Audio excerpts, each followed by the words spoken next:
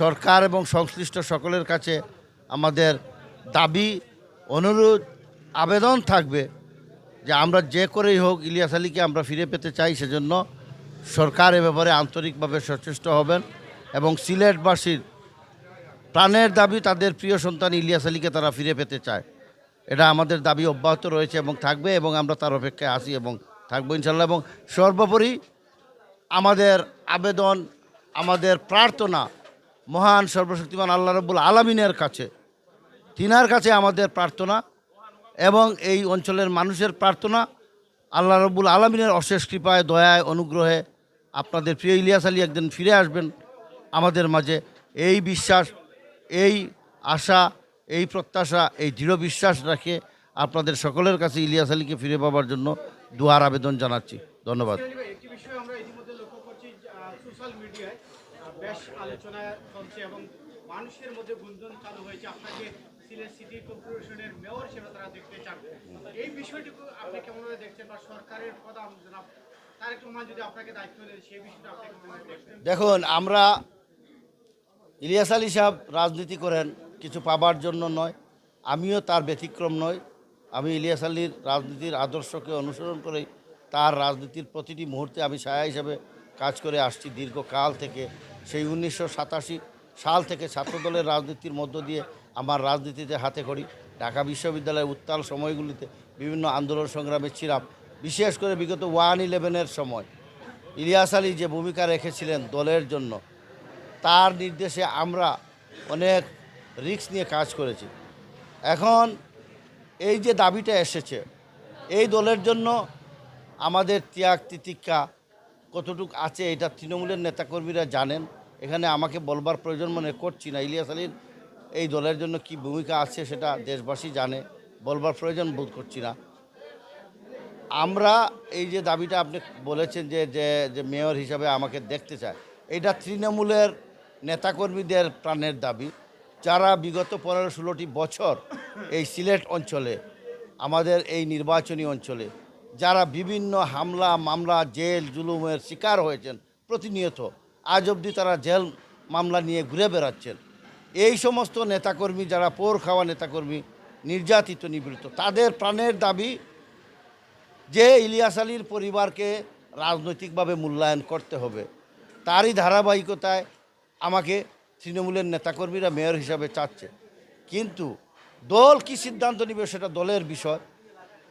দল, আমরা কিন্তু কিছু পাবার জন্য রাজনীতি করি না, এই দলের জন্য কাজ করে আসি। কিছু পাই কি না পাই, কোনো পদ পাই কি না পাই, সেটা বিষয় নয়। মানুষের কল্যাণ করা হলো রাজনীতির মূল ধর্ম।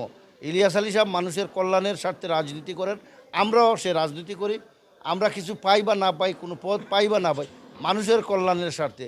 কোনো অন্যায় অবিচার যেখানে থাকবে সেখানে ইলিয়াস আলী এবং তার পরিবারের প্রতিবাদ অবশ্যই থাকবে। এবং মানুষের কল্যাণের স্বার্থে দল যদি মনে করে আমার মতো রাজনীতির একজন ক্ষুদ্র কর্মীকে কাজে লাগানোর প্রয়োজনীয়তা রয়েছে, তাহলে দলের সিদ্ধান্ত আমি মেনে নেব এবং এই অঞ্চলের মানুষের জন্য, দেশের মানুষের জন্য যে কোনো মুহূর্তে কাজ করবার জন্য প্রস্তুত আছি এবং প্রস্তুত থাকব। এবং যে কোনো অন্যায়ের বিরুদ্ধে ইলিয়াস আলীর মতো আমরা রুখে দাঁড়াবো ইনশাআল্লাহ। মানুষ ইলিয়াস আলীর পরিবারকে ভালোবেসে বিজয় নিশ্চিত করেছে। সেই ভালোবাসার স্থান থেকে আপনারা কতটুকু তাদের স্বপ্ন পূরণ করতে পারবেন, এবং আজকের ইফতার মাহফিলে আপনি প্রধান অতিথি উপস্থিত হন, আপনার অনুভূতি এটা কি বলবো, এটা তো এই এলাকা যেখানে আমি এসেছি, এটা ইলিয়াস আলী সাহেবের এলাকা, বাড়ি। এখানে সবাই আমাদের একটা পরিবার। এখানে সবাই আমরা আপন হিসাবে, আপনজন হিসাবে আমরা একে অপরকে চিনি। এটা একটা অনুভূতি, আমাদের নিজের বাড়ি। এখানে উপস্থিত হয়ে আমি নিজেকে গর্বিত মনে করছি।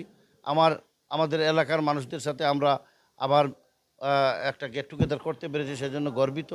এবং যারা এই প্রোগ্রামটি আয়োজন করছে তাদেরকেও ধন্যবাদ জানাচ্ছি। পরের প্রশ্নটা কী ছিল আপনার? আচ্ছা, হ্যাঁ, মানুষ, এই অঞ্চলের মানুষ ইলিয়াস আলীকে তাদের প্রাণের চেয়েও ভালোবাসে। কারণ ইলিয়াস আলী সাহেব একজন জনদরদী, জনকল্যাণমুখী রাজনীতিবিদ, এবং ইলিয়াস আলী সাহেব এই অঞ্চলের মানুষকে প্রাণের চেয়েও ভালোবাসে। আমরাও তার ব্যতিক্রম নয়, আমরাও এই অঞ্চলের মানুষকে ভালোবাসি। আগেই বলেছি, ইলিয়াস আলীর প্রতি যে মানুষের দরদ, যে ভালোবাসা, যে আবেগ, সেটা আমাকে ব্যক্তিগতভাবে এবং আমার পরিবারকে আমার পরিবারের সকল সদস্যকে অত্যন্ত সাহসী করে তুলে যখন মানুষের দরদ ভালোবাসা আমরা পাই। এবং সেই কারণে মানুষের এই ভালোবাসা দরদ আবেগকে সাথে নিয়ে আমরা যে কোনো প্রতিকূল পরিবেশে যে কোনো অন্যায়ের বিরুদ্ধে রুখে দাঁড়াতে আমরা এক পাও পিছপা হব না। আমরা মানুষের কল্যাণের স্বার্থে, মানুষের উন্নয়ন নিশ্চিত করবার স্বার্থে, ন্যায় বিচার নিশ্চিত করবার স্বার্থে আমরা অবশ্যই কাজ করে যাব, লড়ে যাব।